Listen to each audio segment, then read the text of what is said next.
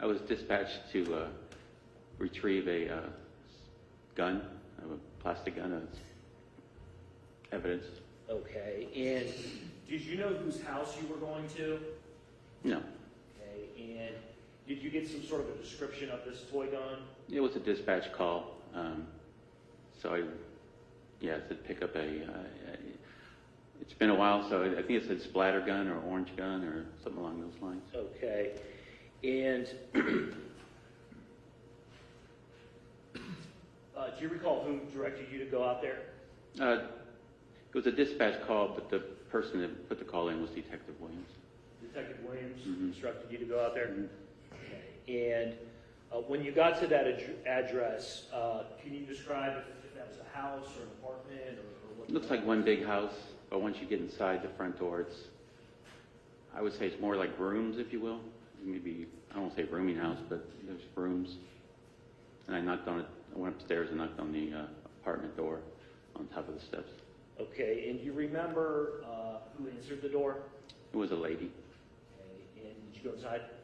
Yeah, she let me in and I went inside. Okay, did you see any other people in there? I think there were like 4 other people in there. Okay, do you remember what they were doing? Crying.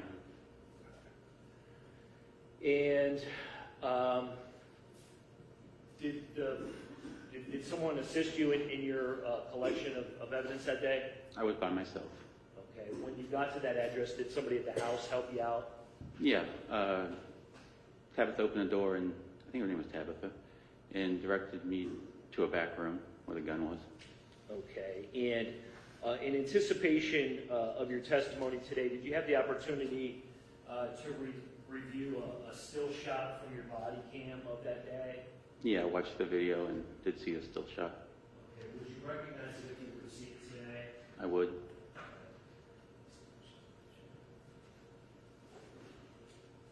I'm going to show you what's been marked as State's Exhibit 41 and have you identified, if you are able to do so. Your Honor, this has been made available to the defense. They expressed no objection to it.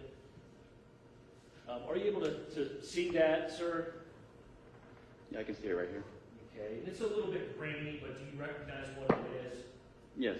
Can you tell the jury what we're looking at there? That's the room that I go through that door to retrieve the splatter gun, and I was first drawn to the CO2 or paint gun that was sitting on top of the, I think it was a grill or a table there. Okay, before we get to that, sir, are you certain that that's from your body cam? Oh, yes. Okay. And does it appear to have a date and time stamp on it? Yes, it does. Okay. Can you tell the jury sort of where it's located in the image there? It's on the top right-hand corner, top line. Okay. And what is that date and time, if you can see it? Sure, June 11, 2022, 11 a.m. Okay. And so that is the date and time you were out there? Yes. Sir, next I'm going to show you what's previously been marked State's Exhibit 42. This image has also been made available to the defense, Your Honor, and they've expressed no objection to it. Sir, if you could take a look there. You could take a look at that image, and do you recognize that? Yes. Okay, can you please tell the jury what that is? I think it's either a CO2 or a paint gun. I did not know exactly which one it was, but that's where my eye first went when I entered the room. Okay, and in this image here, do we see the splatterball gun that you were there to collect? It's in the plastic Acme bag there, beside the Forest bleach. So sort of in the background there? Yes. Okay. And is that the item that you did in fact collect? That's the item I collected.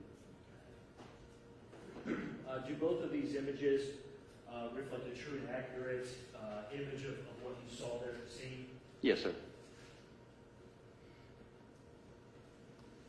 When you were out there at 515 North Howard, did you encounter either of the Stafford brothers? No. And throughout your investigation, did you have any communication with them? No, sir. Additionally, throughout your investigation, did you collect any other evidence for this case? I did not.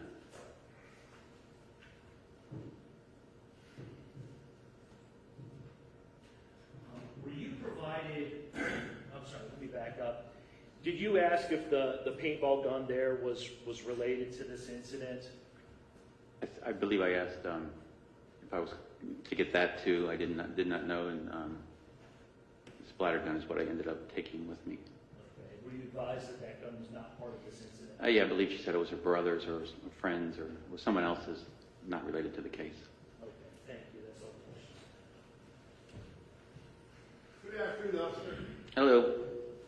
So, there's a whole bunch of cops investigating this, and your involvement happens to be limited to going out and getting a piece of evidence and bringing it back to the detectives. Yes, sir. You're on shift, and they need someone to run out there, and you run out there. Correct. Did this seem like you were surprising the people that were in the home that you were collecting the evidence from? Was they surprised by me? Like, it wasn't a search warrant, was it? Kicking the door, where's the guy? No search warrant, no kicking any doors.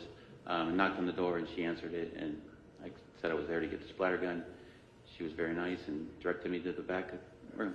And when we're talking about the young lady, is it your understanding that it's Deshaun's fiance and Shonda's mother? You're at Sean Stafford's house? If you don't know, you don't know. I didn't know whose house I was at, no. But it seemed to you like some other police officer before you in the chain had made an appointment for you to go pick something up, and those people were waiting to give you something. No appointment. I didn't talk to any officer before being dispatched. It was a dispatch call from me. I was dispatched, went out there, and got it. Didn't speak to anyone. Didn't. But you knocked on the door, right? Yes, sir. And you said to someone, I'm here for the splatter gun. Correct. So that information that there was a splatter gun there and that you were going to be picking it up. It was in the call notes. Okay. And do you know how that came down? I mean, this wasn't a search for a splatter gun in a home. Do I know? Oh, sorry. Oh, go ahead. Someone told you, hey, go to this house, we're going to give you something, bring it back to the detective bureau. And that's the call. Like, I don't know if you understand, but we're really extremely busy. We're shorthanded, so I go call to call to call to call for 10 hours straight. So yes, I read the call notes, said pick up a splatter gun, went to the house, knocked on the door. Nice lady answered, young girl answered the door. Was very nice. Directed me to the splatter gun. I get the splatter gun, probably there less than 2 minutes, I'm guessing, and take it outside. Call a person that made the call was Detective Williams. Took it down there, handed Detective Williams the gun, and that's my extent in the whole thing. So one of the detectives involved asked you to go out there and get this thing? He did not ask me to go out there and get it. He put a call in the dispatch, I'm assuming, and I was dispatched from a dispatcher to get the gun. So, and I know this is commonplace to you, and I apologize if I don't quite understand. It's fine. But had you thought you were going to have any trouble out there, you wouldn't have went by yourself, right? No, I wouldn't go. No, I'm safe. Mm-hmm. This is a situation where someone says, go to this address, some nice person's going to answer the door, they're going to show you what there is, and take it and bring it back to you. That's what I was dispatched, went out and got it, and yep, took it to. And when you get there, somebody who, maybe we can assume had talked to one of the detectives involved, had organized a bunch of stuff for you and showed you to this corner and said, those are them. I can't speak on any of that. I wasn't part of the investigation. I was just sent out there to get a gun. It's that simple. And I picked the gun up and Right, but you know, no one's trying to hide a gun from you. The nice young lady just walked No, in no, and showed you where stuff was. she directed me right to it. Yes. And you didn't know very much about the situation involving Ethan Lyman, exactly what happened and what was important and wasn't, right? Correct. And you don't know whether those people did. They just lined some things up for you to look at and you took the one you were told to take. I just went to the place, got the gun, and left. Mm-hmm. As far as you know, this paintball gun that's there, it looks kind of scary, but you don't know that it has anything whatsoever to do with this except for somebody put it there for you to look at while you were looking at other stuff. I went back there and I asked a young lady, and she said no, it was her brothers or whoever's. Okay. Everybody was open with you and showing you everything. And I didn't talk to anyone but the young lady. Mm-hmm. thank you. Thank you, sir.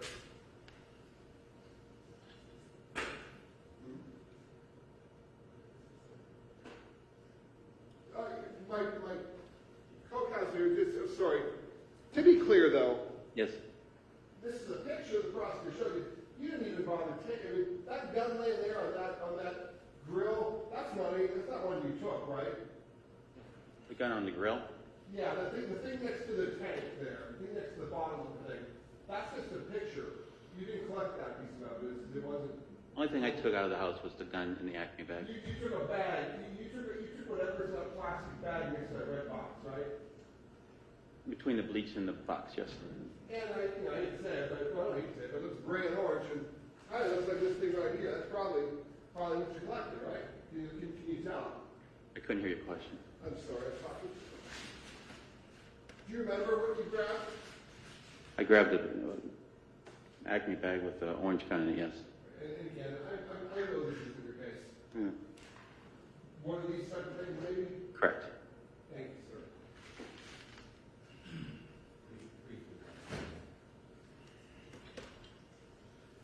Officer Mosley, Yes, sir. Attorney Donald Gallo, I represent Tyler Stafford here. I knew you didn't have a major involvement in this case. This will be fairly quick, I believe. All right. This photo we're looking at, what does it say here? What is it, 40? It's in further, 42? Okay. So you were in this room? I was. Okay. And Detective, you said Detective Williams directed you there? I was dispatched. He put the call in for service, yes. And just so we leave no stone unturned, what is Detective Williams' first name? Mike. Mike Williams. So Detective Mike Williams says, go out there and collect a splatter gun or something like that. That's what the call note said, yes, sir. Okay. And the splatter gun is this thing I'm pointing at right here in this plastic bag. Yes, sir. Okay. Did you take this photograph? Did I take a photograph? Yeah. It's my body cam, but I didn't. Oh, you said that. I apologize. Mm-hmm. So, and I'm guessing that the still from the body cam, I mean, the camera is taking pictures all the time, right? Correct. It's recording, yes. And I mean, there's some rate of frames per Yes. second. Mm-hmm. All right. So I'm guessing you're walking all through this room. No, it's really not that. Well, let's try this. It looks like if this is from your body camera, you're standing, I don't know, 3 The doorway? 4 inches from that table. Very smaller room, standing like in the doorway, basically. Okay. So did you not move? Did you just like reach over the table with like your arms and get that bag and retrieve it? I stood, like I say, this is not a proper representation, I guess, of the room. It's a small room. I stood there for a second. My eye was drawn to the gun first. Sure. I asked the young lady if it was involved, and she said it was her brothers, her friends, and she said, no, you want to get that? And I picked up the gun in the Acme bag. You picked up the gun and you walked around this table to get to it? I think I might just reached over it. That's a small, I mean, it's not like that's a huge grill, outdoor grill or anything. It's just I guess my question is this. I'm looking at this still frame that was chosen. okay. Right? And Okay. not chosen by you, No. was it? No. Mm. But all that data was downloaded by someone and this photo was produced from that body camera. Yes, sir. It probably, I don't know, takes 20 shots a second or 10, whatever it takes. Sure. Okay. Mhm. The center of this photo, we can agree, is this paintball gun. Like that tells me that's the subject of the photo. That's what it looks like to me. I was standing like probably right in front of that, so yeah, it would have caught the whole room for sure because it's a wide lens on the body camera, so it got the whole room, I'm assuming. And But it appears, and we know that this gun has nothing to do with this case. This paintball gun has nothing to do with this case. she told me that, yes. Okay, and as far as you know today, this paintball gun has nothing to do with this case. As far as I know, no. But you're saying it's just a coincidence that it's in the center of this table, in the center of this photograph. Well, I don't live there. I don't know why it's there, sir. I just got sent to pick up a gun. And like I said, you didn't choose this photograph. Did you have any Did not. That's Nope. already been asked and answered. Yeah. Well, I'm not accusing him. No, I didn't take a picture. But my point is, it seems like if we wanted to get a photo of this, that you would at some point would have walked, or maybe there's a photo somewhere of you standing right in front of this bag, where this bag is the center of the photograph. You see what I'm saying? I understand what you're saying, but like you say, this thing is recording and taking X amount of pictures every second, so the room is very small, so there would be no way for this gun not to be in my body camera. You just made my point. Yeah. Your camera's taking all these pictures all the time. Yes, sir. And yet this one is chosen. And let me guess, with your body camera, it's where it's somewhere on your torso? It's right here in the center. So if you lean back, it aims up. Yes. Right? If you lean forward, it goes down. If you lean left, the photo is centered more towards the left or the right. Sure. We just happen to pick the one frame where there's a completely irrelevant piece of information in the center of the photo. Sustained, that was a statement, Okay. and I'm not sure what your point is, but go Okay. ahead. The point is we should ignore everything in this photo except this bag up here in the corner, right? You're asking me? As far as you know, this is the only relevant thing in the photo connected to this case. Again, when I went into the room, my eye was drawn to the gun first, so maybe that's why the picture is the way it is. But I asked the young lady in there, very nice young lady in there, what if it was related. She told me no. I grabbed the gun and I leave. Did anyone consult with you and say which photos do you think we should take for your body camera? No, sir. It was all done without your knowledge or consent. Yes, sir. Thank you very much. Sir, if you were to see the lady you dealt with that day in the courtroom, would you recognize her? It's been a long time, but yes. Do you know if it was her?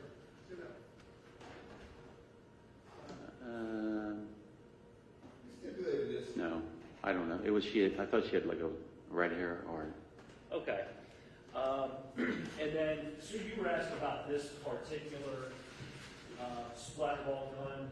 Did you happen to ever see the gun outside of that plastic bag? No, it was evidence. I actually put latex gloves on, left it in the bag, and handed it over to Detective Williams. Okay, so you never laid eyes on the gun without a bag? No, Okay. no, So sir. you wouldn't know if this is it or not? No, sir. Thank you, that's all I have. Thank you. All right. Thanks, everybody.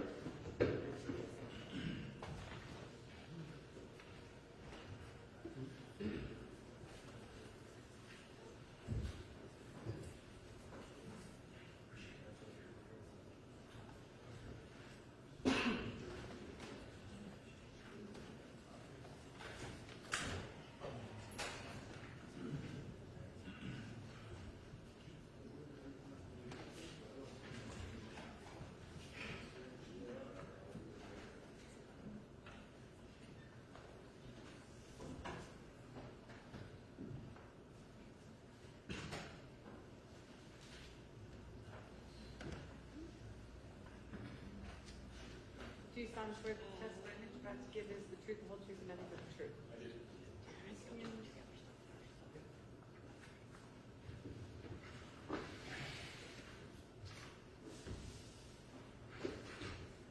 Good afternoon. Afternoon. Can you give us your name, please? Michael Williams. And what's your occupation? I'm a police officer for the city of Akron, How long have you been a police officer with Akron? 24 and a half years. Okay. And in what capacity are you now with Akron? I'm currently assigned as a detective in the Midnight Major Crimes Unit, felony crimes against persons. How long have you been in that unit? About 2.5 years. Okay. And prior to being in that unit there at the Detective Bureau, what other positions have you held with APD? I worked in patrol for approximately 14 of those years, and I was a school resource officer for about 9. I was on the SWAT team for 12 years and also honor guard. All right. I want to ask you some questions about why we're here, what happened on June 2nd of 2022. You were working that day? I was. Okay. And you were in the DB, the Detective Bureau at that time? Yes, I was assigned there. All right. How did you first get involved in this case? I was doing working on some other cases, and I was out by the Detective Bureau desk, and I heard a radio broadcast from a patrol officer indicating that there was a death. And where was that death? At the I Promise School on West Market Street. And you're pretty familiar with that school, right? I am familiar with it. How's that?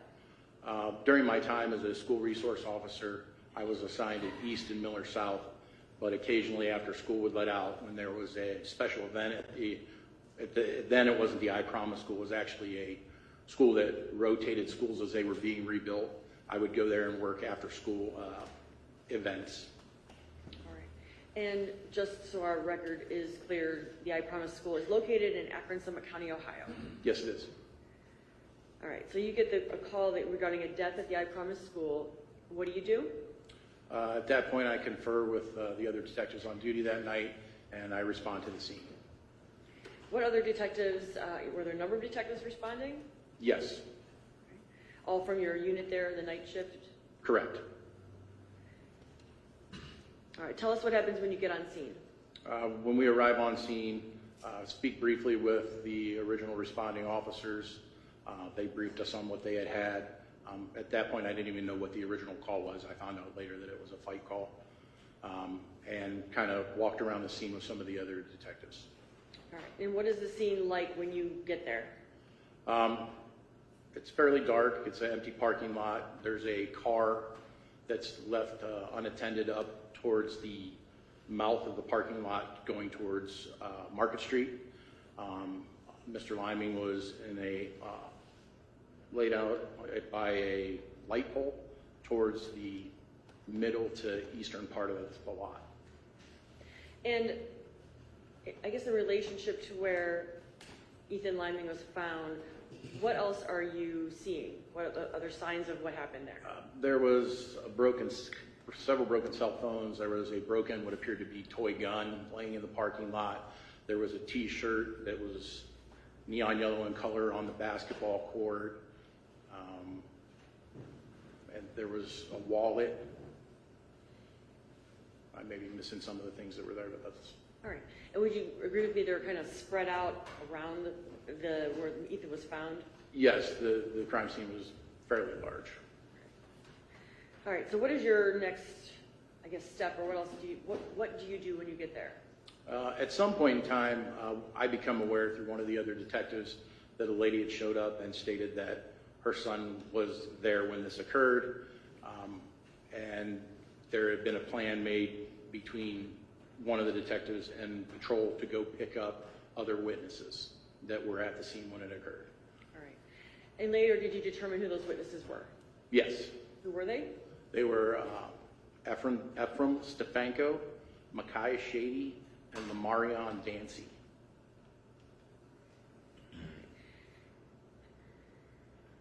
So after you learn that there are some witnesses then that are being picked up by patrol, and where were they going to be taken? They were going to be taken to the detective bureau at the station. All right, what do you do with that information? Meet with the other detectives on scene and decided that myself and Detective Aber would go back to the station to interview the witnesses so that we could get some information, possibly to put some information out about suspects. And Detective Hornacek and Detective Keith Williams would remain at the scene. All right, so you go back to the DB. Correct. Are you involved in interviewing all three of the boys? Yes. Through those interviews, were you able to get any names of the suspects? No. How about descriptions? Yes. All right, could you go through, I guess, the descriptions that they were given? The descriptions from all three boys were fairly consistent. They described a black male, 5'9", skinnier but cut, braids with colors on the tips. The second description given was... Well, let me stop you there. So that first description, you were obviously actively involved in this investigation. Yes. You watched the I Promise video and other videos, right? Correct. And then later you were involved in interviewing the two defendants, correct? Yes, two Okay. of the three. So that first description that was given to you, did you determine who that was? We later determined that to be Deshaun Stafford. Okay, so go ahead then. The second description was physically similar with braids. I believe Mr. Dancy actually stated that they looked very much alike and thought that they may be brothers. We later determined that to be Tyler Stafford. Okay. The third description was of a larger male, 6 foot, that had I believe they called it a close cut, but he was definitely bigger and had his shirt off. And all three also stated that there was a female on scene, but couldn't give no further description than she had something over her hair.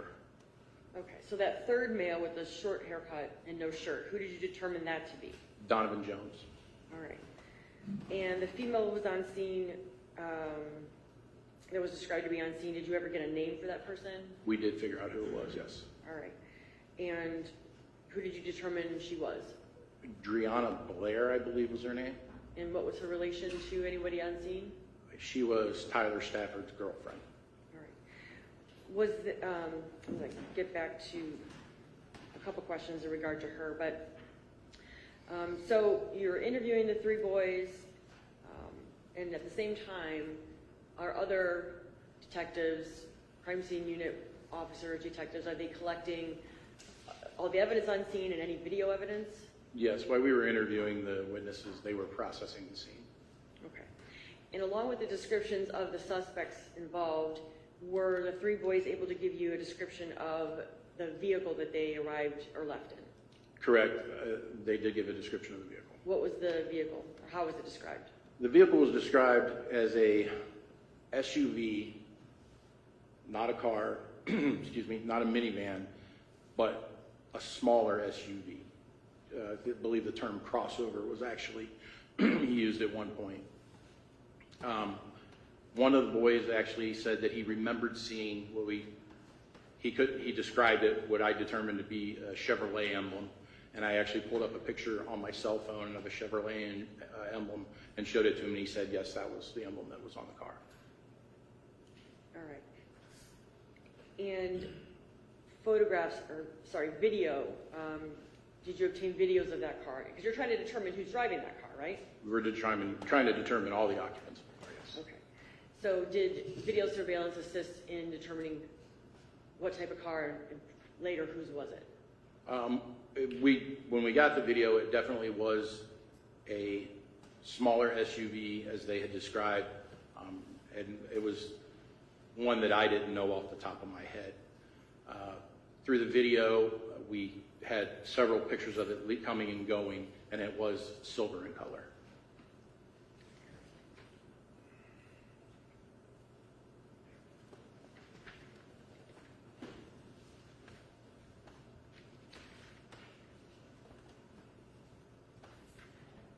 All right, thank you.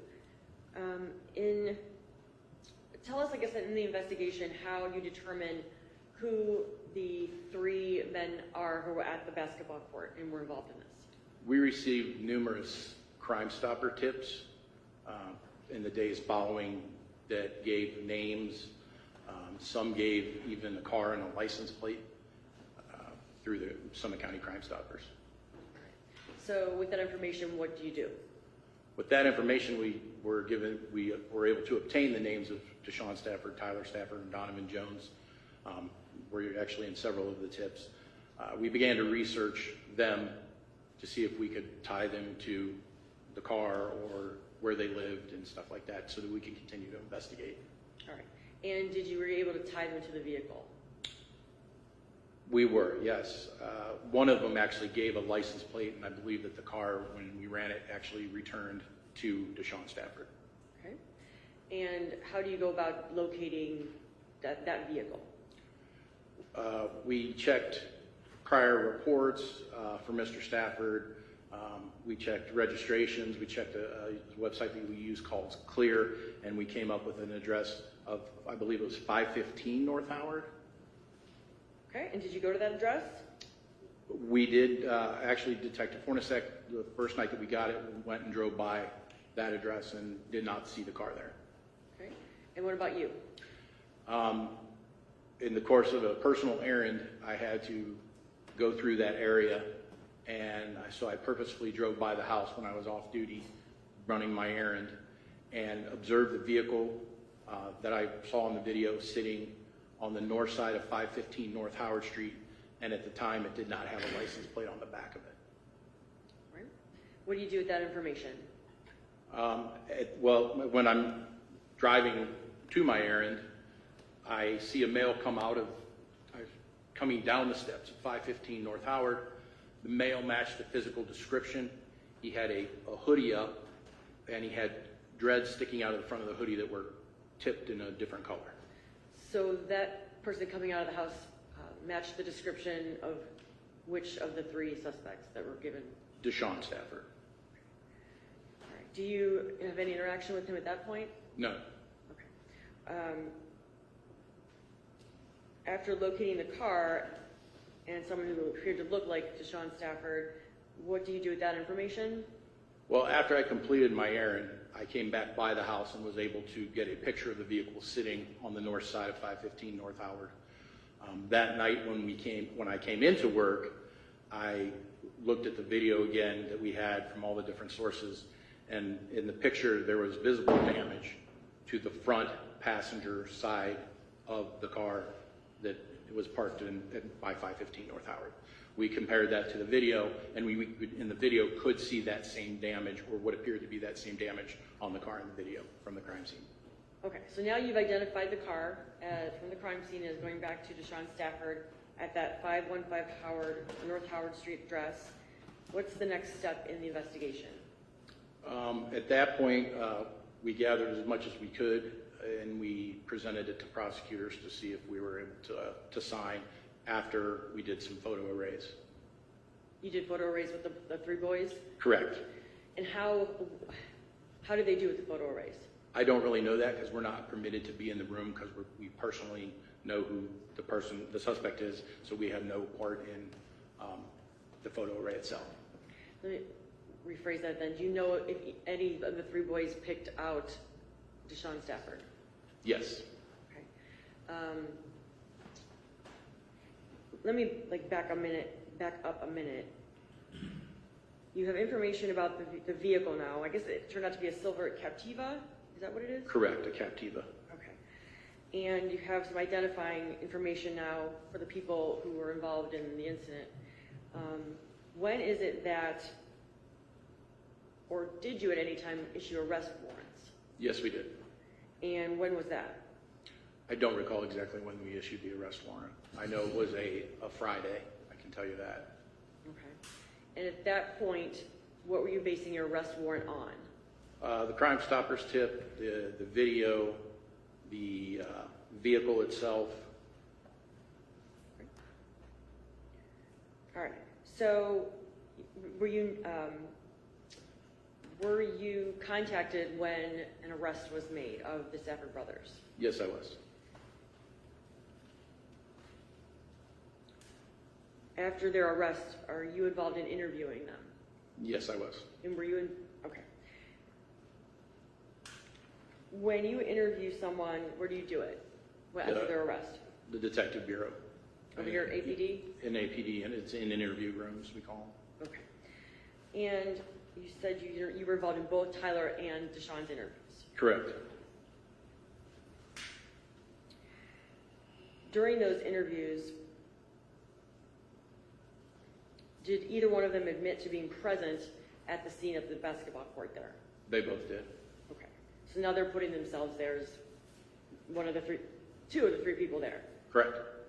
And then later, I believe Donovan Jones was also arrested. Yes, it was a short time after. It was at a different location.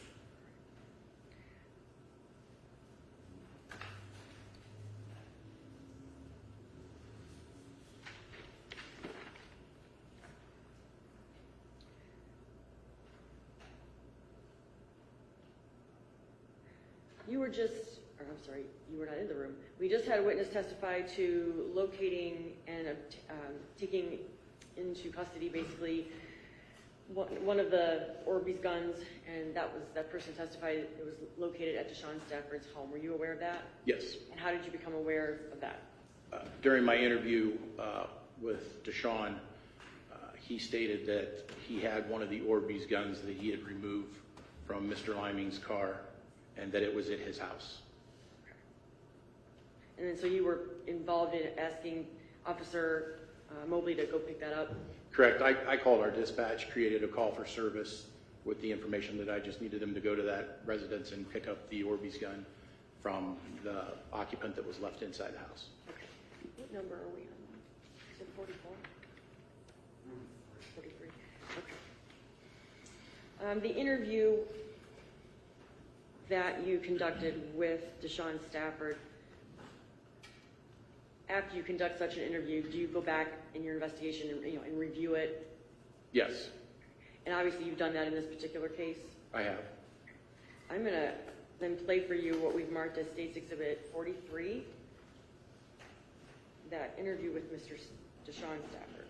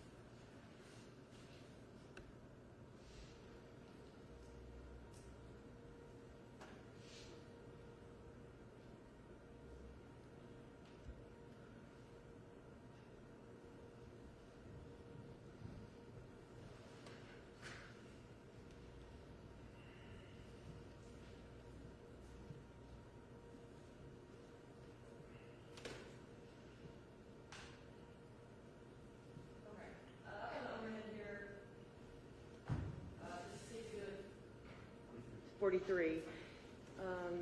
Is this Mr. Stafford after arrest? Yes, it is. Okay. And, you know, part of this interview is an actual interview, but part of it is just a lot of dead time while he's waiting to be interviewed and after he's interviewed and things like that. Correct. The majority of it is.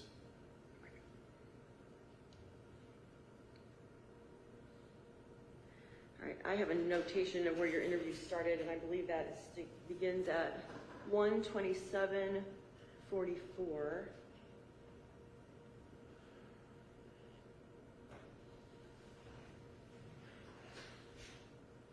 If I could have just one moment, Judge.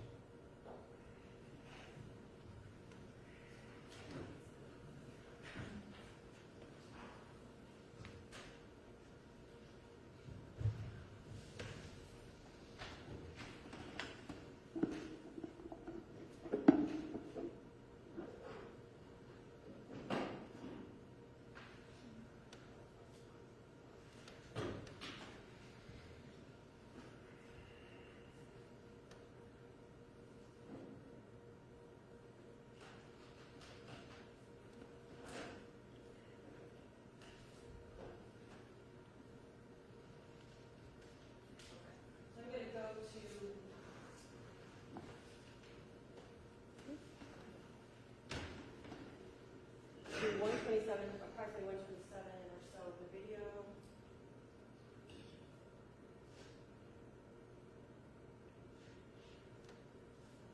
Starts at 1:27:13.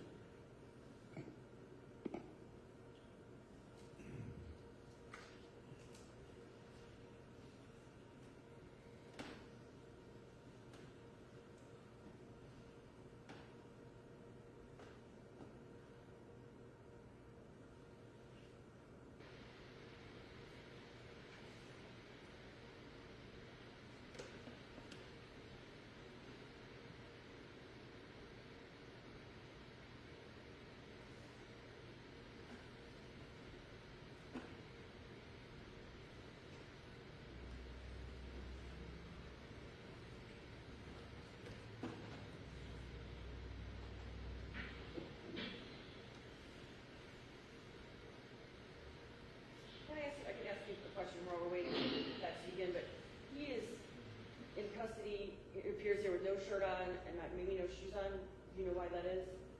I believe that he was still in bed when the U.S. Marshals served the warrant. So they just arrested him based on that?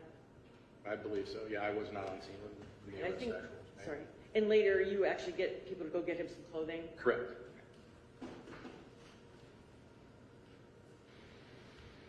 It looks like he was arrested about 9 days. They both were arrested 9 days after the assault. That's correct. Okay. I'm Detective Hager. With Akron Police Department, this is Detective Williams. All right. Real quick, we're just gonna. So do you have the ability to turn it up at all on your end? I'm as high as I am on my end, and I know it's going to be a little low. Try that. I don't. Information from you. How you felt your shot?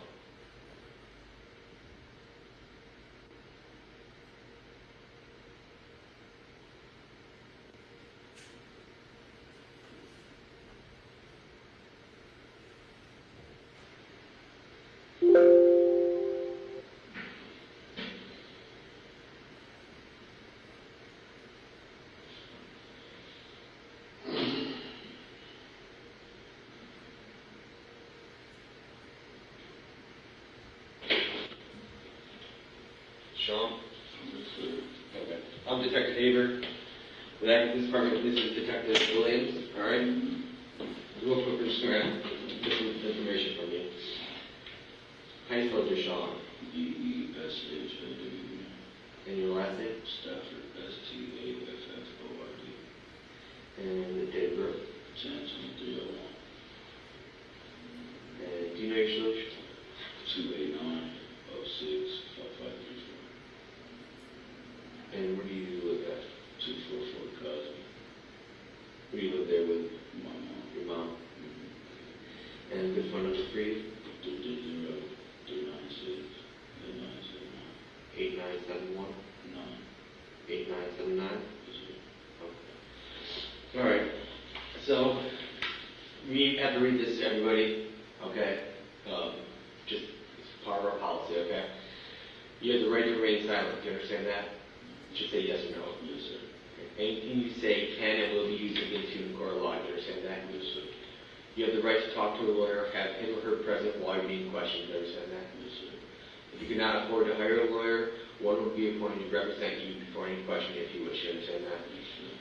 You can decide at any time to exercise these rights and not answer any questions or make any statements, do you understand that? Yes, sir.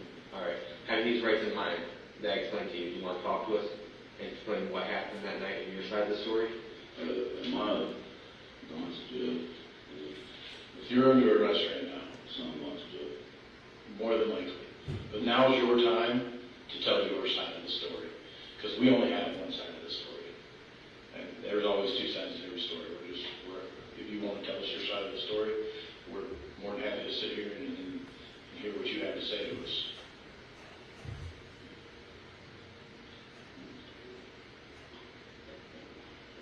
It is kind of crazy, and that's kind of why we want to. I ain't even going to say y'all seen for yourself. Well, the video isn't that good, so we can't see everything, and we don't know what you were thinking at that time. You know what I mean? It's all about shade, but it's no this. I literally got shot in my leg. The gunshot came out this way. Okay, so just tell us what happened, man. Just stop there for a second.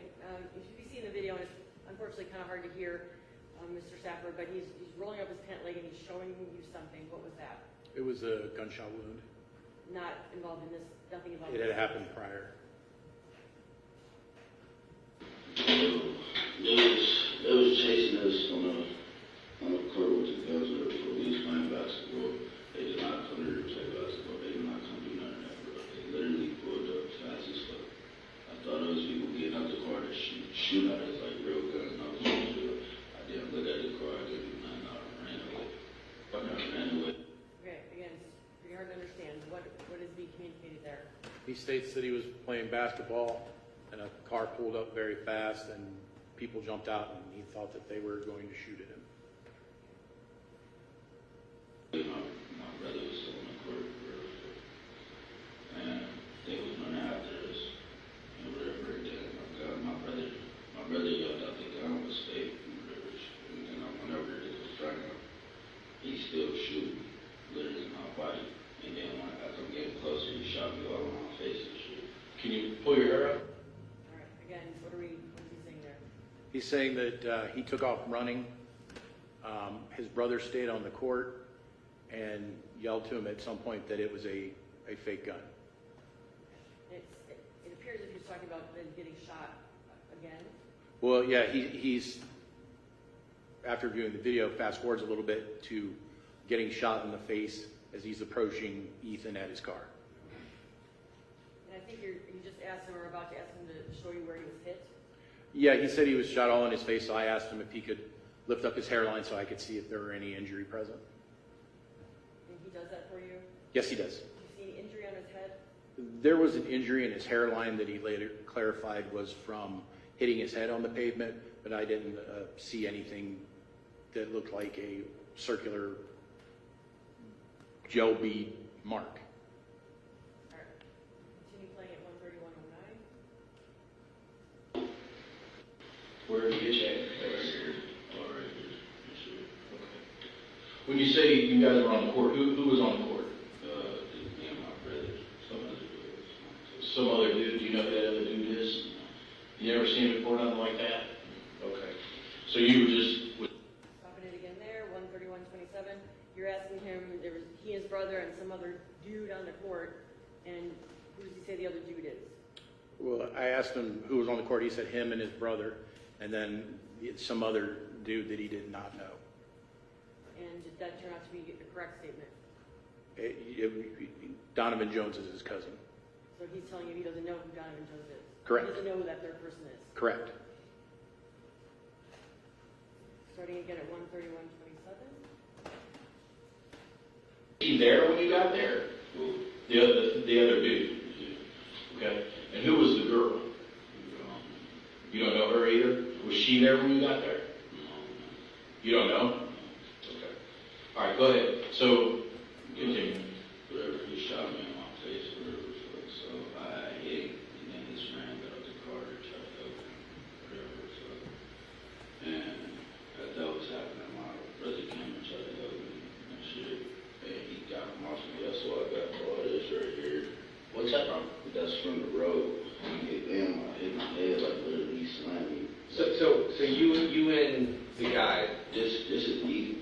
Ethan had the gun. Ethan Okay. shot me in the face. okay, so and then you go up and you punch Ethan?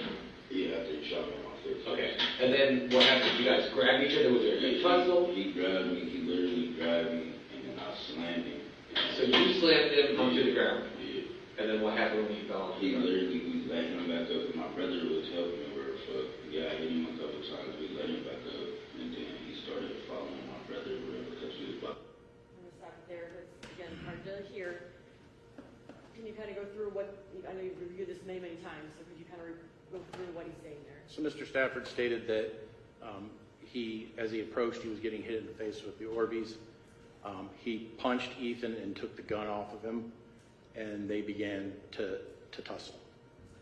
There's something about him being on the ground and letting him up. Correct. He had I would call it an abrasion, a road rash type injury on his arm, and he stated that he got that from the road when he slammed Ethan.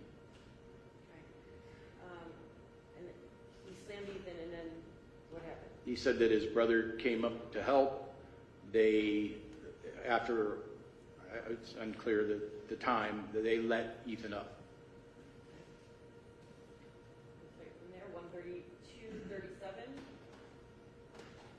Okay, so you guys are walking away from the Yeah, situation, she literally walked away from him. and he came back toward you. He was following my brother. And Your brother Tyler? Yeah. Okay. And my brother had called my name. That's when I ran over to him and I hit him and he fell on the ground. So you punched him and he fell down the ground. So when you say he was following you, where were you at when you turned around and your brother called you? I'm by the car confronting the other dudes. I was about to fight them too for shooting. By the blue car? The blue car. Okay. So I'm over there confronting them. I'm about to fight them too, whatever the fuck. But Ethan's still trying to fight my brother and shit. He's squaring up with my brother. Okay. So when he called me over there, I literally hit him. He went right to sleep and shit. Okay, so then when he fell, what happened after that? I hit him. Stop there, 133:25. He says he hits Ethan, and what did he say, something about sleep or something? What was that comment? I didn't hear that, I'm Let me sorry. Back it up for you. So like he hit him and then something sleep. Let me back it up to 1:36. Was she there when you got there? You don't know? Okay. All right, go ahead. So, continue. Whatever, he shot me in my face, whatever the fuck. So I hit him, and then his friend got out the car to try to help him, whatever the fuck. And as that was happening, my brother came and tried to help me and shit. And he got him off me. That's why I got all this right here. What's that from? That's from the road. He hit him, I hit my head like literally he slammed me. So you and the guy, This is Ethan. Ethan had the gun. Ethan Okay. shot me in the face. okay, so and then you go up and you punch Ethan? Yeah, after he shot me in my face. Okay, and then what happened? You guys grab each other? Was there a tussle? He grabbed me, he literally grabbed me, and then I slammed him. So you slammed him onto the ground, Yeah. and then what happened when he fell? He literally, we let him back up, and my brother was helping me where the fuck. Yeah, I hit him a couple times, we let him back up, and then he started following my brother where because he was about to leave. Okay, so you guys are walking away from the Yeah, situation, she literally walked away, bro. and he came back toward you. He was following my brother. And Your brother Tyler? Yeah. Okay. And my brother had called my name. That's when I ran over to him and I hit him and he fell on the ground. So you punched him and he fell down the ground. So when you say he was following you, where were you at when you turned around and your brother called you? I'm by the car confronting the other dudes. I was about to fight them too for shooting. By the blue car? The blue car. Okay. So I'm over there confronting them. I'm about to fight them too, whatever the fuck. But Ethan's still trying to fight my brother and shit. He's squaring up with my brother. Okay. So when he called me over there, I literally hit him. He went right to sleep and shit. Okay, so then when he fell, It was right there. I literally hit him, and he went right to sleep. Correct. He said, I hit him and he went right to sleep. what happened after that?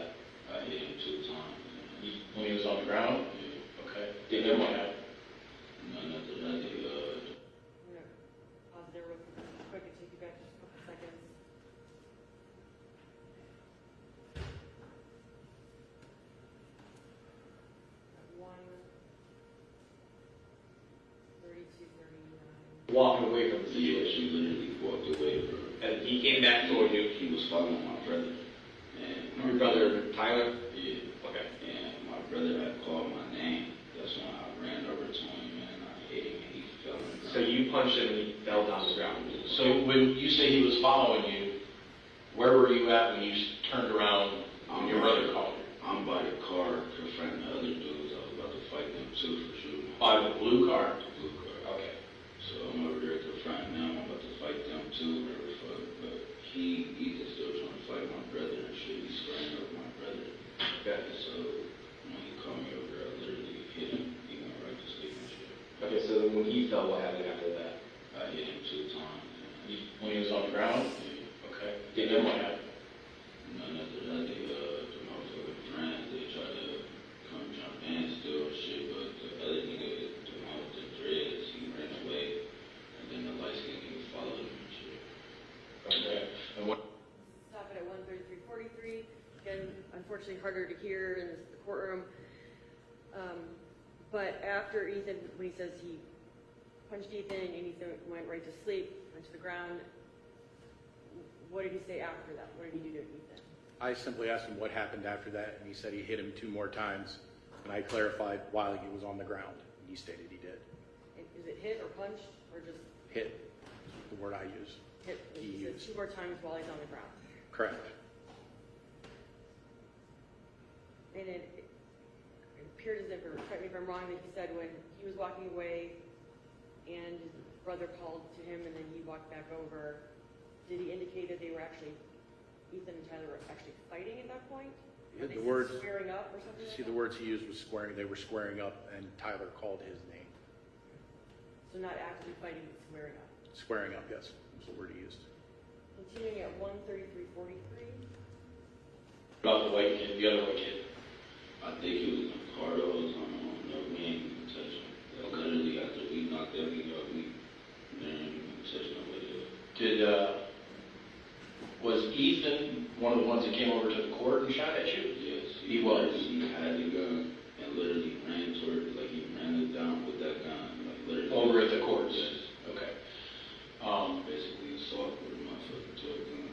So, did you know it was a toy gun to begin with? No, I just told you they pulled up and I started running. They pulled up like they was finna, like, if you know people in the hood, bro, you know how they pull up real fast and they just get to jumping out shooting, bro. Okay. That's how it was, like. When did you realize that it wasn't real, I guess? I told you, my brother yelled out the gun was fake. It's a fake gun. So were you still on the court at that time? I was like literally over in the back, off the court, going to the back. So you came out and you ran away? Yes. Okay. So who ran towards them? Who ran towards you? Who ran towards the blue car originally? I walked, like you talked about, after they So chased this. when you're on the court Yeah. and they're shooting at you and you realize it's a toy gun, you're running the other way. Who towards the blue car? Because the video showed somebody running towards the blue car, not running away. I'm trying to, they ran. I'll leave there for a second, little buffer and not be skipping, but, is it, from his statement to you, is Mr. Deshaun Stafford saying that Ethan was one of the ones that got out of the car originally and ran to the court shooting? Correct. He stated that Ethan was one of the ones that was shooting at him on the court and chased him. And obviously he must have been mistaken or something, right? Because we know that's not true. I know that not to be true. I'm gonna bump it back just a couple seconds to try to get it. Buffer.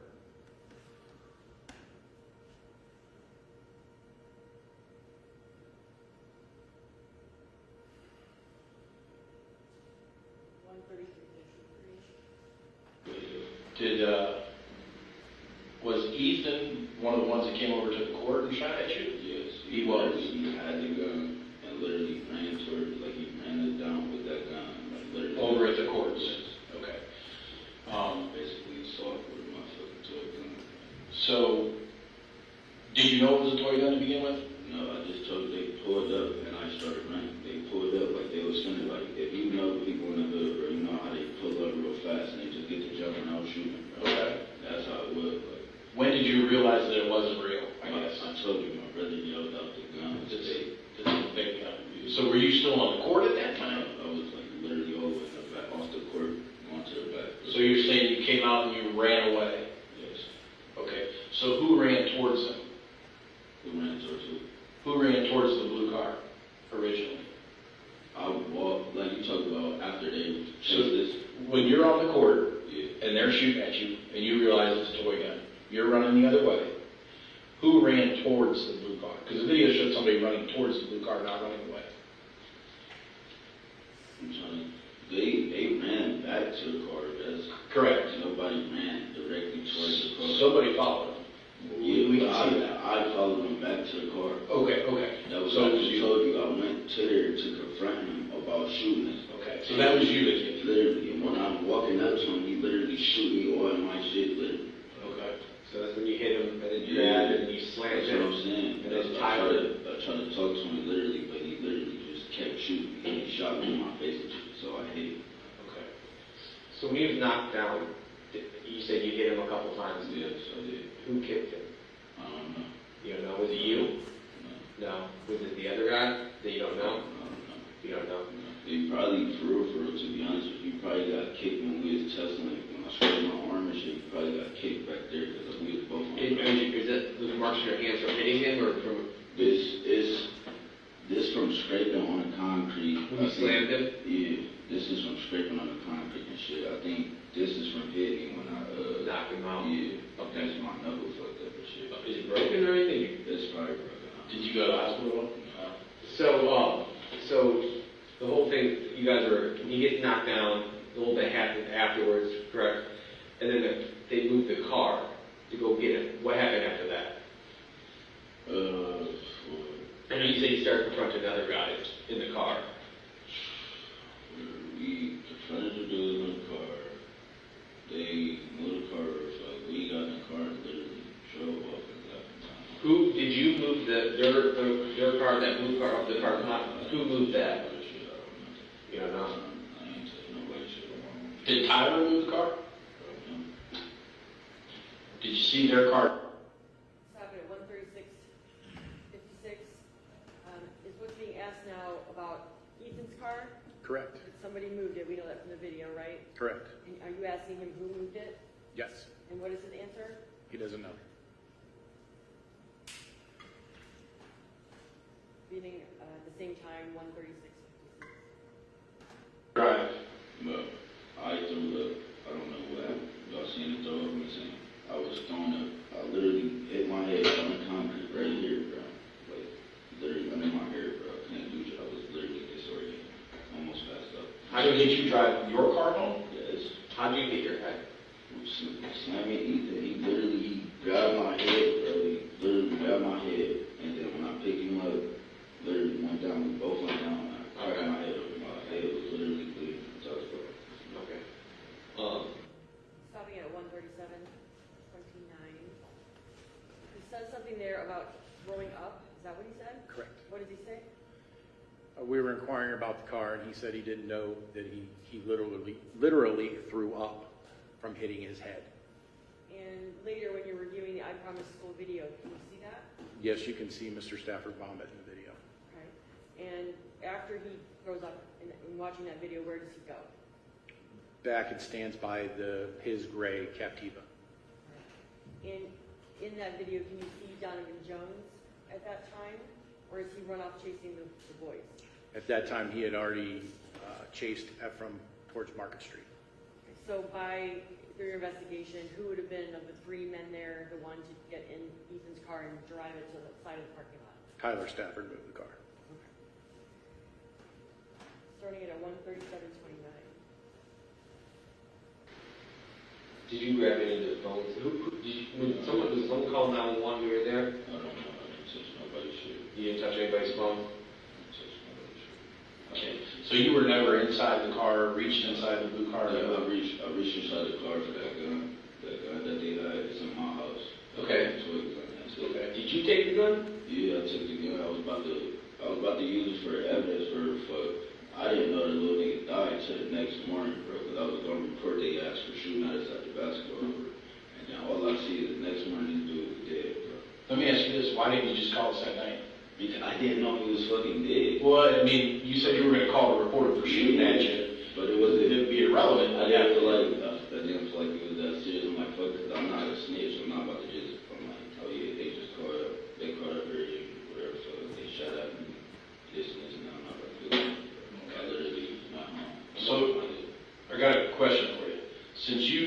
reached in the car to get the gun. Yes. All right.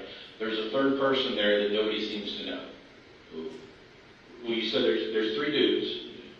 There's you and your brother, and you didn't know the other guy, correct? Okay. So somebody moved the car. So if you reach into the car, do you have a problem if we collect your DNA? Because we're swabbing the car for DNA, and if you were in the car, we need to be able to match your DNA up to that so that we can figure out whose DNA is the one we don't know. Do you have any problem with that? Definitely got a problem with my DNA, but I gotta have a lawyer present for all that other shit. Okay. Well, we're gonna get a search warrant for your DNA right now, and we're gonna come back and you're gonna have to give it to us. So we'll get the judge to sign a court order, and you need any water or anything? No, 'cause it's There's a guy going right now to pick some up for you. that's a correction. Yeah, we'll get you a restroom in just a minute. Okay, stopping at 1:39:30. So right there at the end, you asked me if you wanted to last water. Is that when you're saying, you said something about they're picking them up right now? What are you referring to? The jail clothes. The clothes for him to put on? Yeah. Okay. And then backing up a little further from that, you asked him why he kind of states he took the gun as evidence, he was going to report it, but then what did he say? He did report it? I asked him when he said he took the gun out of the car, he said he took it as evidence because he was going to report them for shooting the toy gun at them. I said, okay, why did you not call that night? And he said, I didn't know that he had died. And I said, that the fact that he died is irrelevant. You said you were going to call because they were shooting at you with the toy gun. Why didn't you call? And he said, I didn't think it was that big of a deal.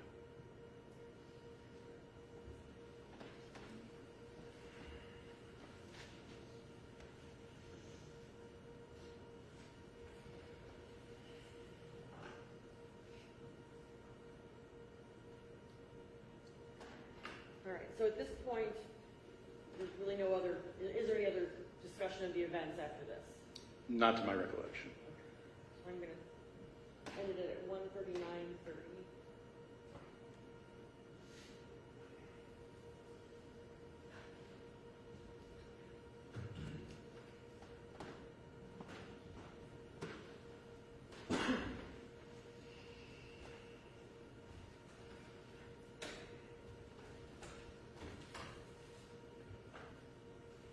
Did you determine through your investigation and interviewing all 6 individuals involved, right?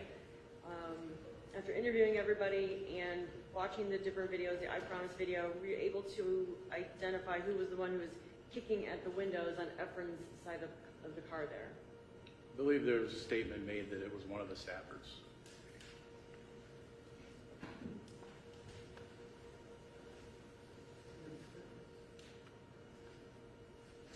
The statement we just played, which I think I marked as State's Exhibit 43, Deshaun Stafford's statement, is that a fair and accurate copy of that statement? It is, yes.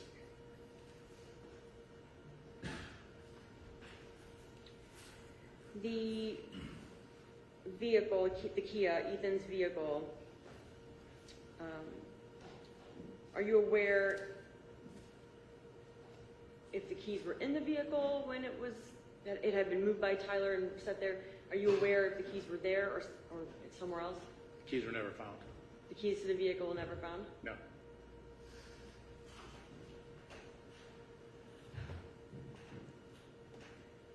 All right, did you attend the autopsy, Ethan Liming's autopsy? I did not. Okay.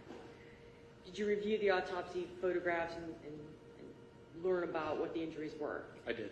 Okay. Are you aware of injuries to Ethan's hand? I think it was the left hand? Yes.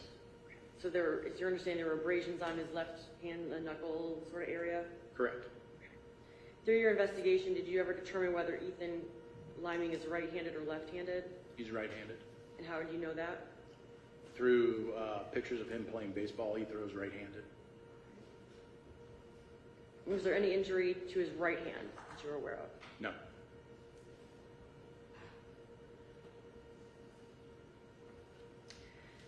So the 2 Orbeez guns we're talking about, we have them both in evidence. Is your understanding one's recovered from Deshaun Stafford's home right? Correct. And the other is the one that's on scene, kind of broken at the scene of the incident? Yes. Okay. And we had previously seen a bottle, like a water bottle with the little Orbeez gel balls in that bottle. You've seen that bottle as well? Yes. And where was that recovered again? Mr. Liming's car. Okay. Was that the only bottle that was recovered with that many pellets, or not pellets, gel balls in it? To my knowledge, yes.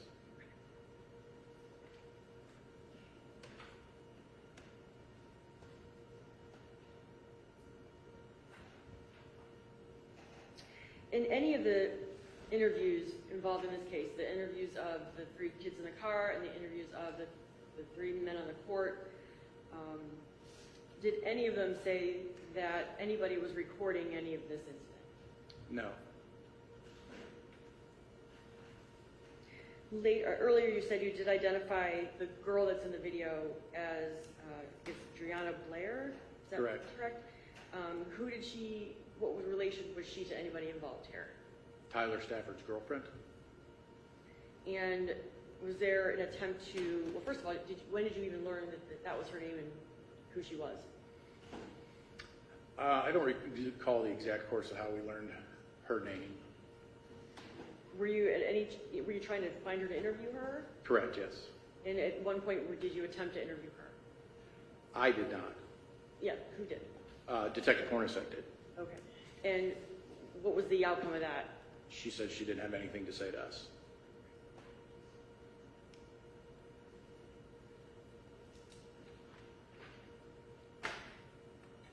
There was some questioning early on in this case about the scene and about some markings on the ground.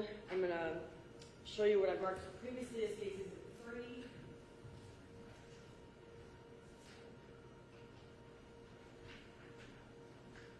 Do you recognize what's pictured there? Yes, it's the crime scene, the I Promise parking lot. Okay. And in the picture, I'm not going to put it up on the overhead now, but they've seen it before. There's some like darker sort of black marks there. Do you see that? I do. And there was the question whether those were potholes in the parking lot. Are you aware of what they are? They appear to be potholes that have been filled with coal patch. And from the crime scene video that we saw earlier, but you reviewed the crime scene video. Correct. I mean, were there indeed these big potholes in the road at that time, or in the parking lot at that time? No, the coal patch made the almost level with the regular surface of the parking lot. Okay, so the picture's kind of deceiving. Is that a fair? It is. And when you look at the crime scene video, can you see the parking lot surface better there?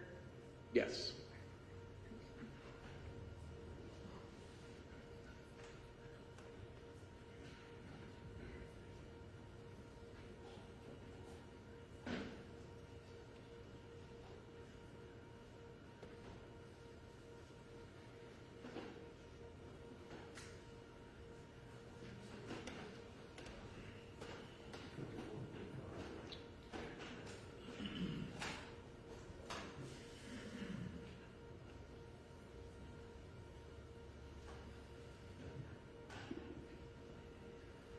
And I think I'm on 45.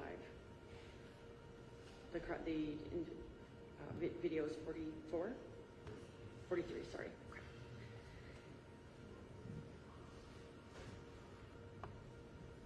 And just because it's been brought up several times, I just want to make sure we all are on the same page.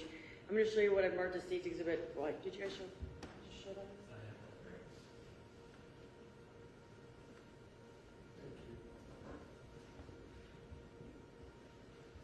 So this is State's Exhibit 44. I'm going to zoom in a little bit, but again, the picture is not all that great. But do you see what we were just talking about there? What you were just talking about an area that's filled in kind of with blacktop?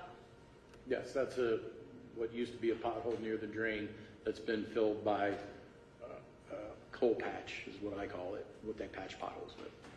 Okay. And this appears to be, says R. Miller 1229. Who's that? That's Sergeant Robert Miller, who is the sergeant for the Midnight Crime Scene Unit. Okay. And so this would be taken from his image from his body camera or still? I believe it was probably a still photo. Okay. Because we do have the active crime scene going on here at that time. Yes. All right, and then just to clarify again, states Exhibit 45, another area where you say these are not open holes but have been filled in. Correct, they're filled in with cold patch. Okay.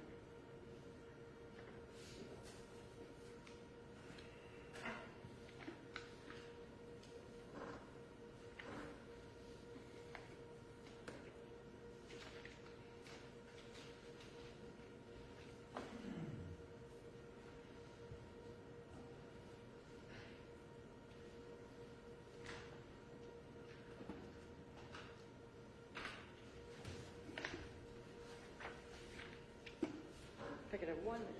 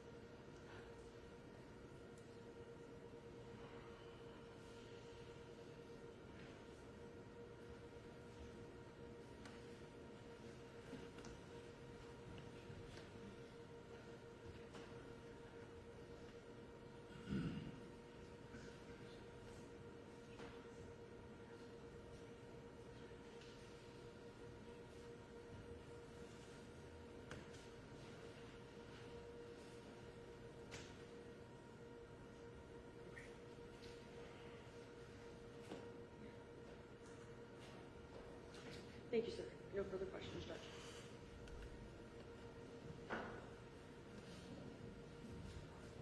Hey, Detective, how you doing? Good, how are you, sir? I'm good, Detective Williams. Good for 2:30 in the afternoon. So you got 24 and a half years with APD, Yes, sir. and you and I have been running into each other for 24 and a half years, right? Yes, sir. In fact, you were a rookie when I was a young prosecutor. Do you remember those days when? Vaguely. And you learn a lot in 24 and a half years, but apparently you learned about cold patch. What is cold patch? It is the word that I use to call what the highway crews fill potholes with. And I appreciate that. What you're telling this jury is that the holes you saw seem to be repaired, Yes. but this isn't something where you go out and you confirm with LeBron and his people that the holes are filled in with a certain product. It's just, you're telling us that it looked to you that night that the holes weren't open potholes, but looked like there was repairs. Yes. Well, we could agree that you kind of don't need to start patching up perfectly good parking lots. Somebody was trying to band-aid a problem, could we say? Yes. Winters are hard in Ohio and things happen. Okay. I mean, certainly the parking lot was functional. People still park their cars there. I would assume. I work at night, so there's usually not cars there. We went out there the other night and it was all brand new, so obviously it had exhausted its lifespan. Okay. You didn't arrest my client, Sean, did you? Physically, no. Who decided to drag him in there without any clothes on? Whose choice is that? The U.S. Marshals Fugitive Task Force were the people that made that arrest. This is 9 days later. Is that accurate? I'm not sure on that. I believe it was 9, yes. All right, so 9 days later, this thing's been all over the news, and you guys have the U.S. Marshals, which are really a task force of local agencies assigned to the Marshals. Yes. They go out and they collect people on warrants. Yes. And somehow they go out there and do you know they drag, I mean, am I correct they dragged him out of his bed? I don't know that for a fact. I know that he was in the house. I believe one of the detectives said he was sleeping. Okay. And you know, some of the news channels and stuff, they have pictures of him up as if he walks around like this, shirtless, with hair all crazy all the time. they didn't really get a chance to clean themselves up. The U.S. Marshal doesn't give you a chance to clean yourself up before you go into custody, do they? I wouldn't know that. I've never been on that task force. I mean, we watched that video, and he's sitting there, and I mean, he's chained. I mean, they didn't have a chain to a table, and he's got no shoes on. He's got no shirt on. At some point, you can see him wrap. I'll rephrase it. Did you see the part where it looks like he had to take his pants and pull his feet into his pants? Yes. Is he cold in that little room? I can't answer the question for him. You said, is it cold in that little room? I don't recall it being cold that day, but You kept your clothes on. sure. Okay.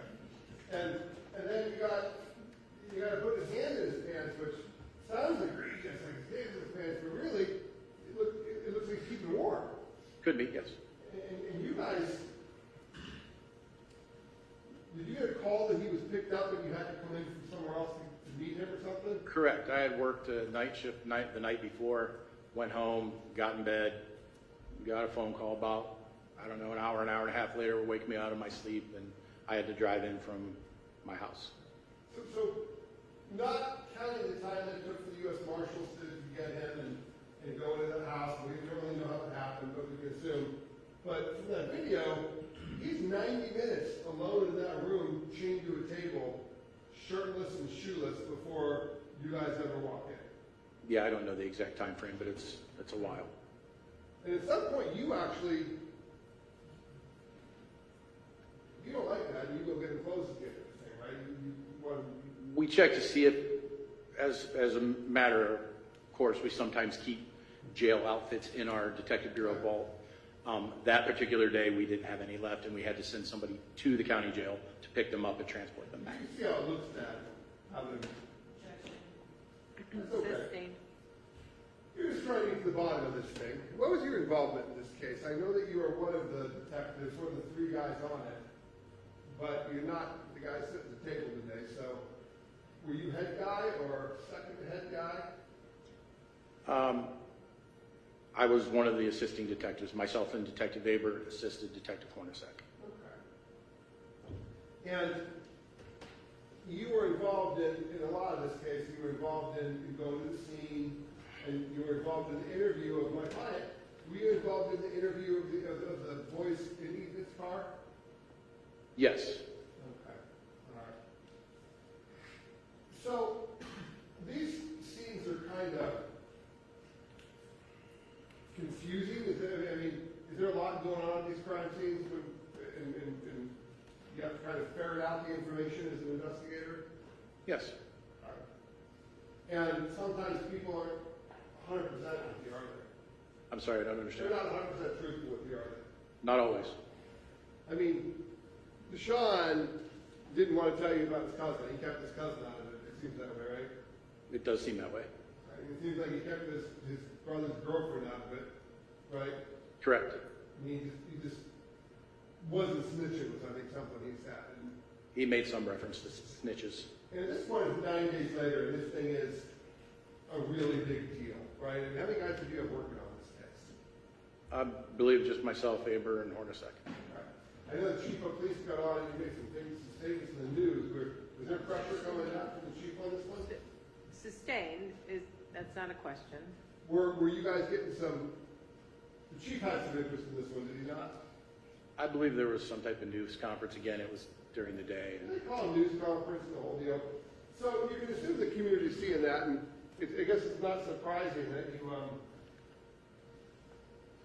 not surprising that the information may not be as forthcoming as you would like it to be from the people involved. I'm not sure I understand what you mean. You talked to the three boys in Ethan's car, right? Yes, sir. And it may surprise you that their stories kind of changed a little bit from what they told you to what they're saying now.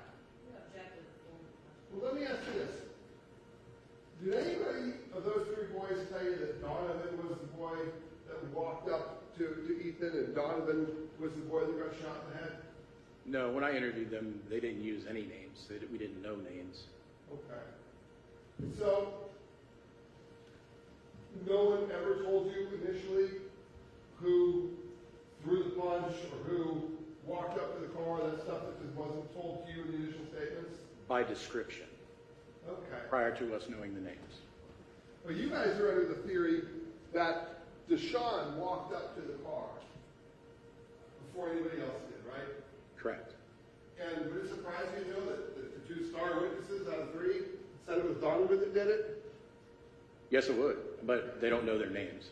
Okay. Yeah, but if I told you that they knew they identified it by height and weight, and these were the brothers, they know their names now, believe it or not. Objective, is this a question or? You're testifying, Mr. Sin. It's hard getting accurate information on these things, is it not?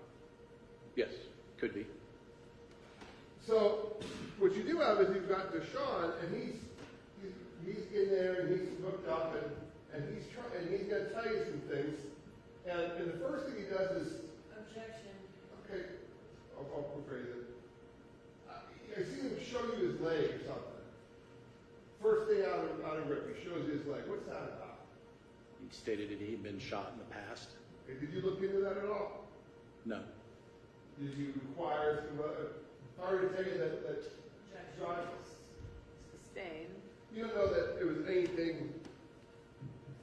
Did you know what that's about? Like, do you know if it was a drive-by when he was younger? Or you know if it was something he was involved in? I know nothing about that incident. Okay. He wanted you to know that, though, right? Apparently, he told me about it. Did it seem to be him saying, you know, look, this has happened to me before? But what was his purpose in telling you that, if you know? I can't know his motivation. Okay. So then, you guys start talking to him,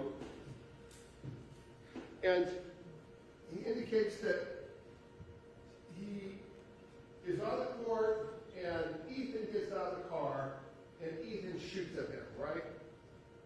Yes, he does state that. Now, we have video. We know that Ethan didn't get out of the car, correct? Not at the point that he's referring to. So, did it seem like he was trying to lie to you, or did it seem like maybe he's as confused as everybody else?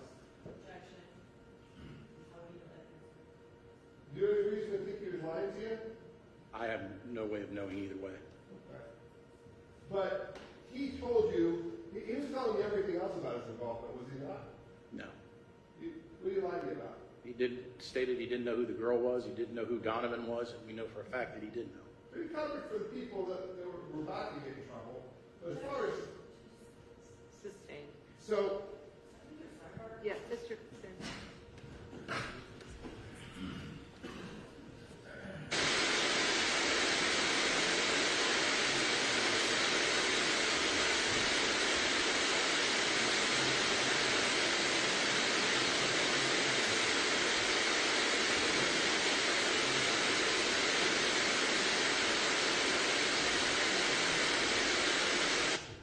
all right, so,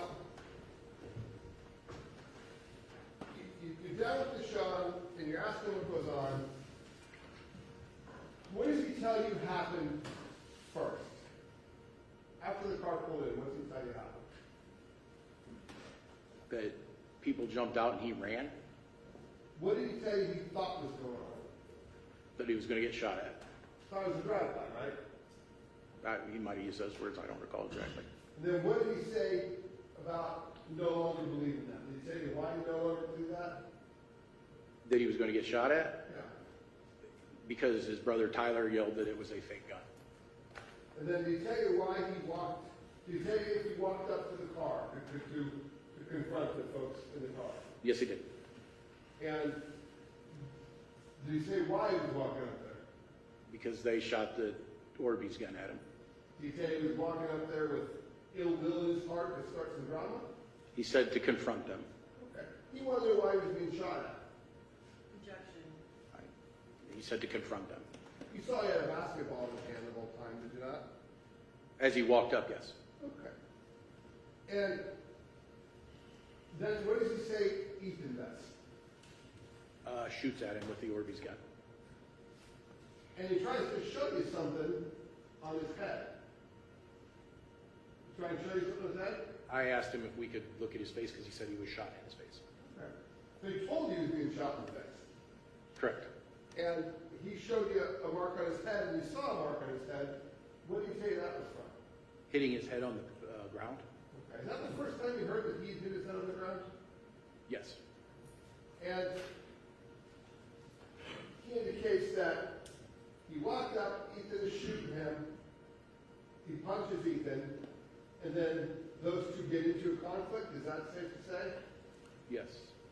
And he uses the word that he's going to slam Ethan. Is that what he said? He said he slammed Ethan. Okay. But then he says that they both kind of landed on the ground and he hit his head. Correct. So did he say he slammed Ethan or he was going for a slam? He said he slammed Ethan, and when he slammed him to the ground, Deshaun's head hit also.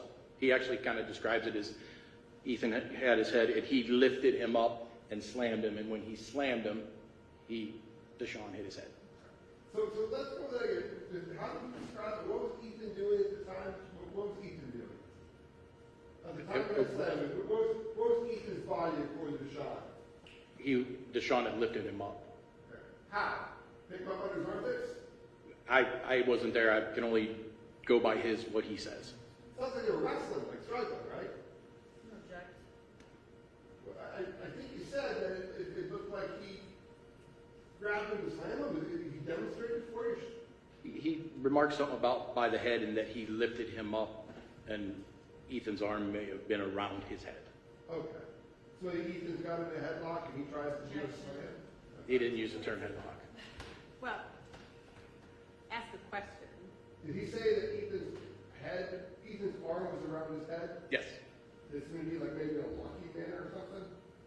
That was not, I can't know Okay, that. so He didn't say that. whatever. They both hit the ground, and he tells you he hits the ground so hard that he starts puking. That was quite a distance of time later that he. Okay, so he tells you he hits his head. Later on, he throws up. Does he tell you why he threw up? He said because he hit his head. Right, so those two aren't so distant.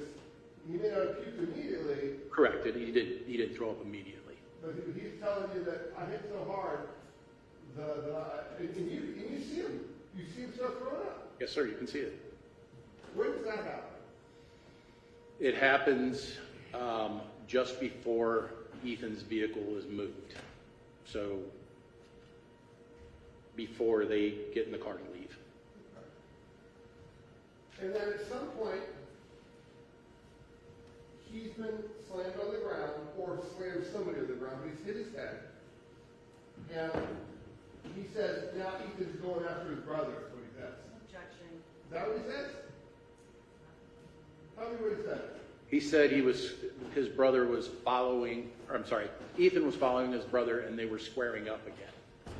And his brother's doing what? His younger brother is saying what? He calls his name. Yeah, help! Objection. Calls his name is not help. Is it? Name. I'm sorry? Okay, so his younger brother calls his name, and as a result, Sean goes over and punches Ethan. Yes, that's what he said. And Ethan goes down. So Objection if there's a question. who does Ethan engage with at the time Deshaun hits him? Tyler. And this is right after Deshaun just got slammed, or just hit his head. He hit his head again at the beginning of when the tussling started. Do we have any reason to believe that Tyler yelled out his brother's name for any other reason than come help me? Objection. Sustained. Was there any comments about come help me kill this kid or come help me fight? Objection. Sustained. Asked and answered. So,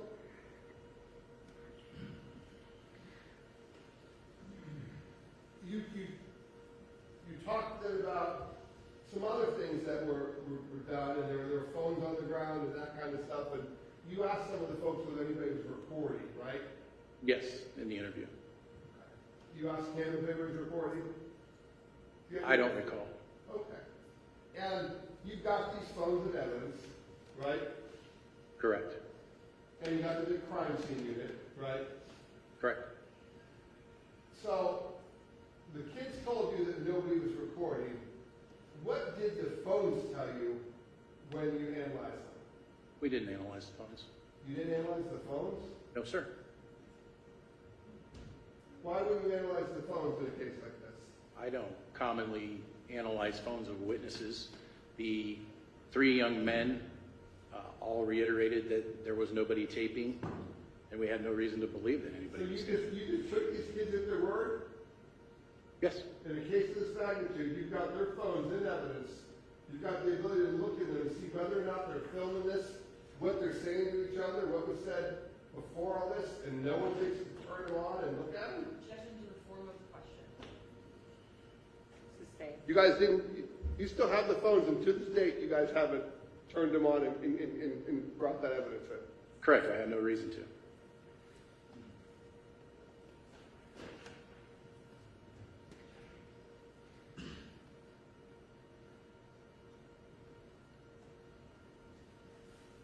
Thank you, sir. Sir.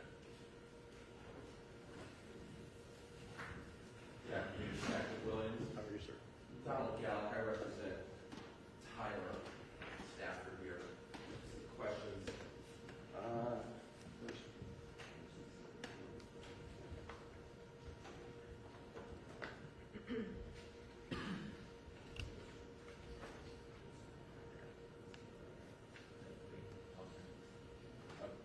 If I may approach, Your Honor.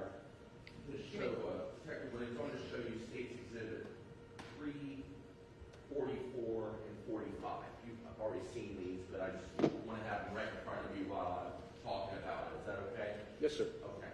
So this was the thing that I think you were discussing, the what did you say, hole Patch. patch. So there were holes there, and they were filled in with this material. Yes. And I mean, in your mind, is it similar to like, I'm driving down the highway and I'm seeing the construction guys filling stuff on I-77? Correct. Okay. Now, are you saying that that makes that parking lot completely level, or did you say almost level? It wouldn't make it completely level, but it wouldn't be a 6-inch hole in the lot. Okay. It might come up an inch, or might come in half an inch, or Yes, sir. it's closer to level. Yes. All right. And these photos of State's Exhibit 3, 44, and 45, this is very close to where the body was found. Is that fair? Correct, yes. Right near this light pole, light post. Yes. Okay. And also in these three photographs, there's also like a sewer drain there. Yes, there is a sewer drain there. Is it visible in all three of those photos? I can't remember. Not in all three, in two of them. Okay. And a parking lot or whatever, where a sewer, a drain, is not going to be level for a really good reason, isn't it? It would need to have some type of angle to drain. Yeah, so we want the land to be a little bit curved or slanted so gravity will pull water down into that drain. Yes, sir. Okay. Now, we heard some testimony that before Ethan fell and hit his head during the fight, that he might have been backing up. Did you hear any statements like that? I don't recall those He might statements, no. have been backing away, maybe on this ground while he was in this fight? I don't recall any statements like that. Okay. I'll take those back from you just so I can return them. I appreciate it. Yep.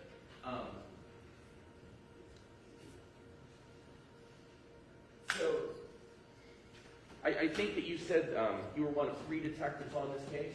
Yes. Okay. And obviously you interviewed Deshaun Stafford. We saw some of that, right? Yes, sir. Okay. You never interviewed Tyler Stafford? I did, sir. You did interview him. So you interviewed Deshaun Stafford, Tyler Stafford, and the 3 individuals who were in the car with Ethan?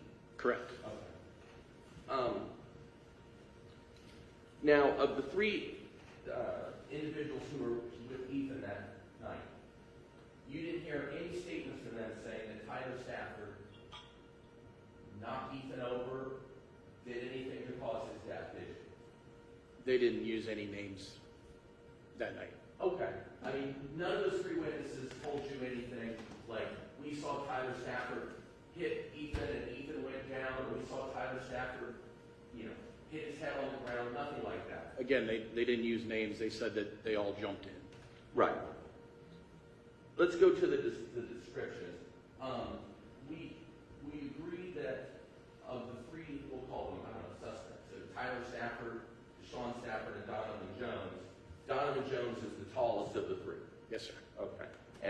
heard that he's 5'11" or 6 foot or something like Somewhere around 6 foot. that. Somewhere around. Okay. And we heard testimony that it was a taller one who went and assaulted Ethan and knocked him down. We don't know if that's correct. That's what we heard. I didn't hear any of that. Okay.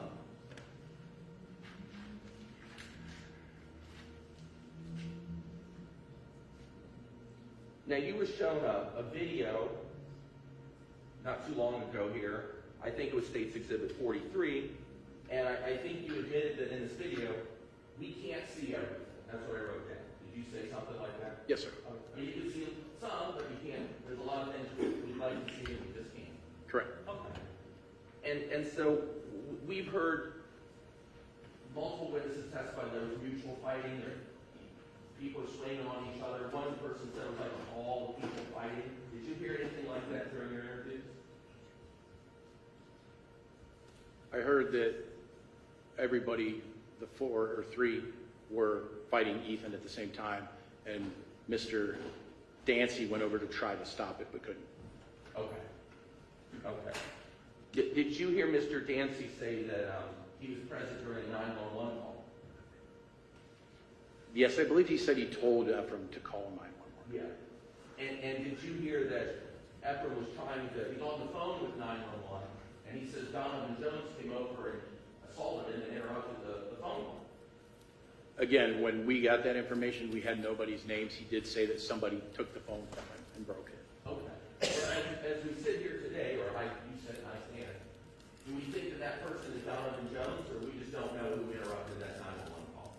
I don't recall if we ever actually determined who it was. Okay. So, we don't know. Or you don't know. I don't recall. Okay. Now, we heard, I heard this exchange during your interview with Deshaun Stafford, that he said that there was some point where he was slammed Ethan to the ground and he hit his head too, and they both hit their heads on the pavement. I mean, is that what I heard? Yes. Okay. Based on your investigation, do you think that happened? Yes. Okay. So, but haven't you also heard a statement that someone came up and punched Ethan and knocked him over and he hit his head on the pavement? That was Mr. Stafford's statement. Okay. Is that anyone else's statement? Did anyone else say, hey, this guy came over and hit Ethan in the head or in the face and he went over and hit his head on the pavement? I believe Tyler did too. Okay. Is that the only statement that you know of? I don't understand your questions. Well, I guess here's what I'm trying to figure out. We heard your interview, and I'm just going to boil it down to this real narrow spot, where it sounds like Deshaun Stafford he's just openly telling you, yeah, I was grabbing Ethan, we were fighting, and I slammed him down on the ground, and I hit my head too, and I slammed him down on the ground. I mean, you heard that statement as well as I did, right? Yes. Okay. But then we've heard a lot of testimony about something else, where someone, either Deshaun or Donald Jones or someone, comes up to Ethan and punches him. And then when he punches Ethan, Ethan falls backwards and hits his head on the pavement. Objection. Is that a question? Good question. I want to know if you heard this statement. I mean, It's not important to me. well, so you have not, in your investigation, no one came up and hit Ethan in the face and knocked him on his head. That was Mr. Stafford's statement. Okay. You didn't hear that statement. You didn't hear that statement from any of the 3 members of Ethan's car. No. Okay. So it's your belief that, based on your investigation, the only time Ethan Lang's head hit the pavement was when Deshaun was slamming into the ground. Yes, that's what the investigation revealed. Okay. So anything about him getting hit, not good. We don't think that's correct. We don't think that's correct. Correct. Okay. Now, did you say, Deshaun said that he regurgitated at some point? Yes, sir. Did you say you saw in the video that looks like that's corroborated? You can see it on video. Okay. Okay. And based on your investigation, the only reason you've been given is because Deshaun's head hit the pavement? That's the reason he gave me, yes. Okay. You don't know of any other reason that it could be? I do not. Okay. So based on your investigation, Deshaun's head really did hit the pavement, and at some point later, I mean, maybe that causes his vomiting or far as Possibly. we know. As far as we know. Okay. Okay. Now, it sounded like you weren't in the room with Sean very long, a minute or two, and he starts telling you about engaging with Ethan and fighting with Ethan, and him and his brother were there. Right? You didn't have to ask him a lot of time about that. He just kind of was quick to open up about that. That's fair to say. Right. But then you said, what about the third guy? Who's that third guy? And he goes, I can't tell you who that third guy is. So you didn't know who he was. I don't know who that is. And you said you're telling us now, you don't think that's true because that guy you doesn't know is his cousin. Correct. So it sounds like you've been this 24 and a half years. You've probably done more interviews. Can you put a number on how many interviews you've done? Couldn't even begin to. Thousands. Yeah. Thousands. Maybe sometimes witnesses lie. You do an interview and they're not telling you the whole story. Does that happen many times? Witnesses, suspects, yeah. Okay. And sometimes, based on your experience, you tell me, people know more than they're letting on because they want to protect somebody. That can be a cause, yes. And in fact, maybe you've even seen something where they say, yeah, I attacked the neighbor, I killed the neighbor, and I did it. I'm actually protecting my son, or protecting my wife, or protecting my grandma, or something like that. You ever seen that in 24 years? Not that I recall. You've never heard of anybody admitting to something they didn't confess? I've heard of it. You asked me if I saw it in my I understand. experience. I mean, is it possible that Deshaun Stafford is admitting to something that Donovan Jones did? That's not what the investigation revealed. Okay. Well, he didn't ever try and tell you he didn't know who Tyler was, or that Tyler wasn't there. He told you. In fact, Tyler and Ethan, I saw them trying to square up. And I had to go over there. I'm sorry, forward the question, I'm not sure. Well, Yeah. did you hear someone say that Tyler was squaring up? Yes. Squaring up with Ethan? Yes. Okay. And then Deshaun made it sound like that's why he went over there to get into the fight. Yes. Okay. So, okay. Just like I said. So he never tried to evade any questions about Tyler in your interview, did he? No. He just said, Tyler wasn't even there. He was very candid, like, yeah, Tyler and me were fighting with Ethan. Yes. Okay. The only person that he said that he didn't know who the girl was. Correct. Okay. But based on your investigation, the girl didn't have any contact in this fight. That's not true. That's not true? You think she was involved in the fight? Okay. So she might have been, you think she may have assaulted Ethan as well? I don't know. You think the girl might have assaulted somebody? I honestly don't know. Well, I asked you, would she have anything to do with the fight? And you said, oh, no. That's Well, not like you right. said, the cameras, you can't see everything. Okay. Well, I mean, we can't see everything, but we don't want to disprove a negative. I mean, we can't. There could have been 20 other people there that didn't show up on camera. I mean, all we know is what the evidence has, right? Objection, comment. Well, Sustained. do you think that a girl might have been involved in violence on this one? Yes or no? I don't know for sure. So that sounds like a no, Okay. right? Do you know? And your answer is no. You have no evidence that a girl was involved in this violence. Okay. Yes. Okay. But you do have evidence that maybe Donovan Jones was engaged in some violence. Yes. Okay. And that's the only person that Deshaun lied to you about regarding something. Correct. He didn't know he'd been arrested. Thank you very much. Yeah, there's one more question.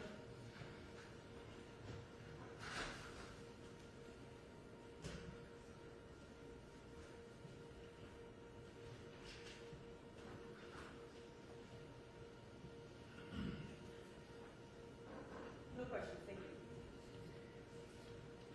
Okay, Thank you. thank you. Detective Williams, you may step down.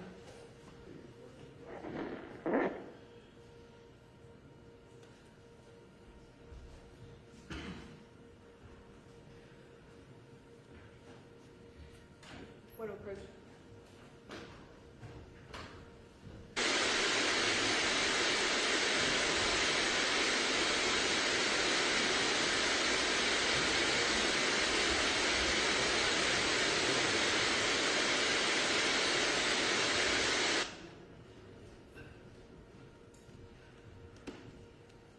Okay, ladies and gentlemen, at this time, we will take a a short break.